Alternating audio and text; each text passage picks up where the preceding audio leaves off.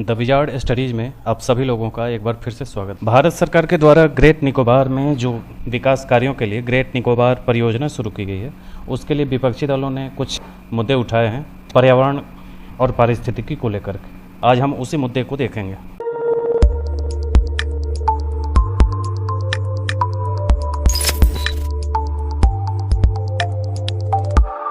पहले देखें कि अंडमान निकोबार किस हिस्से में है। तो ये है बंगाल की खाड़ी, ये पूरा एरिया, ये बंगाल की खाड़ी का एरिया है और ये अंडमान निकोबार का पूरा एरिया है। इसके इस तरफ अंडमान सी है और ये मलक्का जल संधि है और ये दक्षिणी चीन सागर है। यहाँ ये ग्रेट निकोबार है। यहाँ पे ग्रेट निकोबार परियोजना शुरू की जा रही है। उसका कारण ये है कि यहाँ पे जो ग्रेट चैनल है ये एक अंतर्राष्ट्रीय मार्ग है। इसी से ग्रेट चैनल से होकर के मलक्का जल संधि होते हुए यहाँ दक्षिणी चीन सागर होते हुए व्यापार होता है। इस हिस्से में सिंगापुर है। तो ये जो मार्ग है यहाँ रणनीतिक रूप से और आर्थिक रूप से दोनों तरीके से आप देखें तो ये एक महत्वपूर्ण एरिया बनता है। भारत इस हिस्से में सुमात्रा के पास यहाँ एक द्वीप पहले ही लीज पे ले चुका है और अगर यहाँ विकास कार्य किए जाते हैं और वहाँ रणनीतिक रूप से उस लायक बनाया जाता है कि एक सेनाडा की तरह या जैसे भी हो उसे डेवलप करके वहाँ एक निगरानी तंत्र का गठन कर दिया जाए तो भारत रणनीतिक रूप से काफ़ी मजबूत हो सकता है इस एरिया में।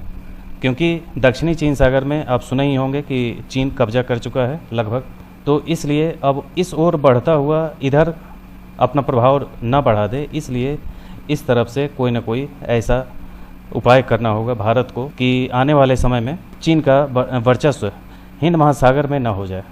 तो चलिए देखते हैं आगे। ये अंडमान समूह है और ये निकोबार समूह है। इस बीच से ही 10 डिग्री चैनल गुजरता है। ये ग्रेट निकोबार का हिस्सा है। ये इंदिरा पॉइंट है जहां भारत का दक्षिणतम बिंदु है। इसी हिस्से में भारत विकास कार्य करना चाह रहा है विशेष तौर पर, और इस हिस्से में एक द्वीप है जिसे लिया है भारत ने। और इस हिस्से में यहीं पे कोको द्वीप है जो म्यांमार का है, जो चीन को दिया जा चुका है। तो यहाँ का कोको द्वीप हमारे लिए खतरा है। ये भी एक अंतर्राष्ट्रीय सीमा बना रहा है। कोको चैनल है इस हिस्से में। ये 10 डिग्री चैनल याद रखिएगा और यहाँ ग्रेट चैनल है। ये है मलक्का जल संधि और ये अंडमान सी। अब देखें आगे। ग्रेट निकोबार परियोजना में रणनीतिक अनिवार्यता और पर्यावरण संबंधी चिंता को लेकर के विपक्षी दलों ने कहा है कि 72,000 करोड़ रुपये के बुनियादी ढांचे के उन्नयन को द्वीप के स्वदेशी लोगों और नाजुक परिस्थिति तंत्र के लिए गंभीर खतरा है। उन्होंने सभी परियोजना मंजूरी पर तत्काल रोक लगाने और संबंधित संसदीय समितियों द्वारा गहन निष्पक्ष समीक्षा की मांग की है। ग्रेट निकोबार द्वीप के बारे में सुन लें तो अंडमान निकोबार द्वीप समूह बंगाल की खाड़ी में पूर्वी भाग में 836 द्वीपों का एक समूह है जो 2 समूहों में 150 किलोमीटर चौड़ी 10 डिग्री चैनल द्वारा अलग होते हैं। अंडमान द्वीप समूह चैनल के उत्तर में स्थित है और निकोबार द्वीप समूह दक्षिण में है। ग्रेट निकोबार द्वीप के दक्षिणी सिरे पर इंदिरा पॉइंट है और जो भारत का दक्षिणतम बिंदु है, जो इंडोनेशिया द्वीप समूह के सबसे उत्तरी द्वीप से 150 किलोमीटर से भी कम दूरी पर स्थित है। यानी कि ग्रेट चैनल का उत्तरी हिस्सा इंदिरा पॉइंट है और दक्षिणी हिस्सा सुमात्रा का क्षेत्र है। पारिस्थितिकी तंत्र के हिसाब से देखें तो ग्रेट निकोबार द्वीप में उष्णकटिबंधीय आर्द्र सदाबहार वन मिलते हैं और समुद्र तल से लगभग 650 मीटर ऊपर तक पहुंचने वाली पर्वत श्रृंखलाएं और तटीय मैदान है। यहाँ 2 राष्ट्रीय उद्यान और एक बायोस्फीयर रिजर्व भी है। इस द्वीप में कई लुप्त प्राय प्रजातियां भी पाई जाती हैं। लेदरबैक समुद्री कछुआ इस द्वीप की प्रमुख प्रजाति है। तो इस ढंग से कई महत्वपूर्ण प्रजातियां, जीव जंतु यहाँ पाए जाते हैं जो काफ़ी सेंसिटिव जोन है, इसलिए इस पर ध्यान देना बहुत ज़रूरी है। जनजातियों के हिसाब से देखें तो ग्रेट निकोबार में शोम्पेन और निकोबारी आदिवासी समूहों का घर है। शोम्पेन शिकारी संग्राहक हैं जो जीविका के लिए जंगल और समुद्री संसाधनों पर निर्भर हैं। इस द्वीप के पश्चिमी तट पर रहने वाले निकोबारी लोगों को 2004 में सुनामी के बाद ज़्यादातर जगहों पर स्थानांतरित कर दिया गया। अनुमान है कि 237 शोम्पेन 1094 निकोबारी लोग अब 751 वर्ग किलोमीटर के आदिवासी रिजर्व में रहते हैं, जिनमें से लगभग 84 वर्ग किलोमीटर को गैर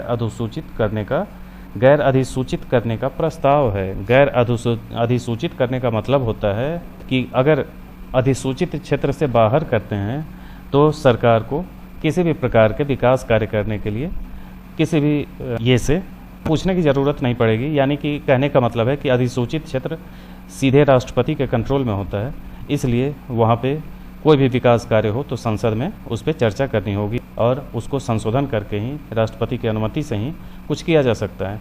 इसलिए गैर अधिसूचित क्षेत्र घोषित करके वहाँ विकास कार्य किया जाएगा। अब ग्रेट निकोबार द्वीप परियोजना को देखें तो क्या है, तो नवंबर 2022 में पर्यावरण मंत्रालय ने ग्रेट निकोबार द्वीप में महत्वाकांक्षी 72,000 करोड़ रुपए की बहु विकास परियोजना के लिए पर्यावरण मंजूरी दे दी है। ग्रेट निकोबार के समग्र विकास के लिए परियोजना को नीति आयोग की एक रिपोर्ट के बाद लागू किया गया था। एक पूर्व व्यवहार्यता रिपोर्ट ने द्वीप के रणनीतिक स्थान का लाभ उठाने के अवसर को चिन्हित किया है। रणनीतिक कहने का मतलब होता है कि जब युद्ध का समय हो तो वहाँ से हम अपने टारगेट को सेट कर पाएँ, यानी कि युद्ध स्थल भी भविष्य में बन सकता है, या रणनीति जब हम बनाते हैं युद्ध की तो कई तरीके से दुश्मन को घेरने की कोशिश होती है, तो इस वजह से रणनीतिक कहने का मतलब वही होता है। प्रस्ताव क्या है, तो ग्रेट निकोबार द्वीप अंडमान निकोबार द्वीप समूह के दक्षिणी छोर पर लागू की जाने वाली एक मेगा परियोजना है। ये जो ग्रेट निकोबार द्वीप परियोजना है वो, इस परियोजना में एक अंतर्राष्ट्रीय कंटेनर ट्रांसशिपमेंट टर्मिनल, एक ग्रीन फील्ड अंतर्राष्ट्रीय हवाई अड्डा, टाउनशिप विकास और द्वीप में 16,610 हेक्टेयर में 450 MVA गैस और सौर आधारित बिजली संयंत्र शामिल किया जा रहा है। ये सब काफ़ी ही व्यापक परियोजना है। ये बंदरगाह को भारतीय सेना द्वारा नियंत्रित किया जाएगा, जबकि हवाई अड्डे में दोहरे सैन्य नागरिक कार्य होंगे और यह पर्यटन को भी पूरा करेगा, यानी कि ये सैन्य लिहाज से भी महत्वपूर्ण है और पर्यटन के लिए भी इसे और डेवलप किया जाएगा। सरकार इस द्वीप को विकसित करने के लिए क्यों उत्सुक है, तो आर्थिक कारण ये है कि सरकार का बड़ा लक्ष्य आर्थिक और रणनीतिक कारण से द्वीपों के स्थानीय लाभ का लाभ उठाना है।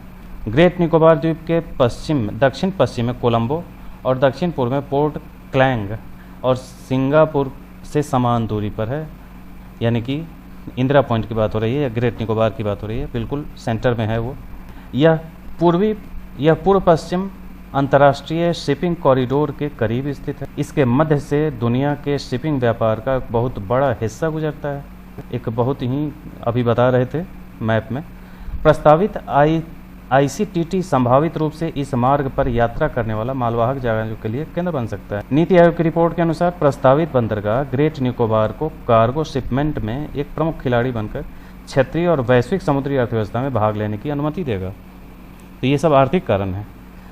सामरिक एवं सुरक्षा कारण से देखें तो ग्रेट निकोबार को विकसित करने का प्रस्ताव पहली बार 1970 के दशक में लाया गया था और राष्ट्रीय सुरक्षा और हिंद महासागर क्षेत्र में एकीकरण के लिए एक महत्व को बार बार रेखांकित किया गया है, यानी कि इसकी ज़रूरत लंबे समय से रही है, लेकिन अभी तक इसे आगे बढ़ाते रहे हैं, जिस पर सरकार ने कदम उठाया है।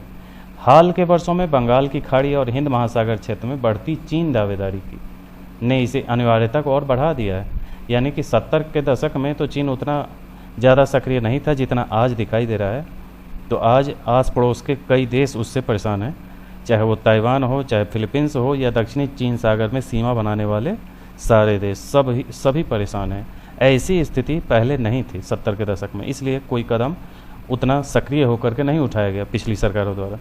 लेकिन वर्तमान में ज़रूरत बदल चुकी है, इसलिए यहाँ कदम उठाना जरूरी है। भारत विशेष रूप से मलक्का, सुंडा, लोम्बोक के इंडो पैसिफिक चोक पॉइंट पर चीनी समुद्री बलों के निर्माण से सावधान है। इस क्षेत्र में अपने पदचिह्न का विस्तार करने के चीन के प्रयासों में अंडमान निकोबार द्वीप समूह के उत्तर में स्थित 55 किलोमीटर दूरी पर स्थित कोको द्वीप में एक सैन्य सुविधा का निर्माण शामिल है। द्वीप समूह के आसपास के पूरे क्षेत्र की कड़ी निगरानी और ग्रेट निकोबार में एक मजबूत सैन्य निरोध का निर्माण भारत की राष्ट्रीय सुरक्षा के लिए अत्यंत महत्वपूर्ण है, इसलिए ये बहुत ही ज़रूरी था। चिंताएं क्या क्या हैं तो ये देखें तो चिंता यह है कि पारिस्थितिकी दृष्टि से एक नाजुक क्षेत्र है। कहने का मतलब है कि पक्ष और विपक्ष दोनों में अगर आप तुलना करें तो पक्ष ये कहता है कि वहाँ सैन्य ज़रूरत है, अगर भारत की सुरक्षा को खतरा है तो इसे जानना चाहिए, उसे इसके लिए उपाय करने चाहिए। और विपक्ष की अगर आप देखें तो विपक्ष भी अपनी जगह पे सही है कि पर्यावरण का भी ध्यान देना चाहिए, तो दोनों के बीच का रास्ता अपनाना चाहिए। कारण क्या है कि यहाँ पे कई सारे महत्वपूर्ण मैंग्रोव वन से लेकर के बहुत सारी प्रजातियाँ, वनस्पतियाँ, इन सब पे बहुत ज़्यादा असर पड़ेगा जब यहाँ विकास कार्य होंगे तब। इसलिए इस पे भी ध्यान देना चाहिए।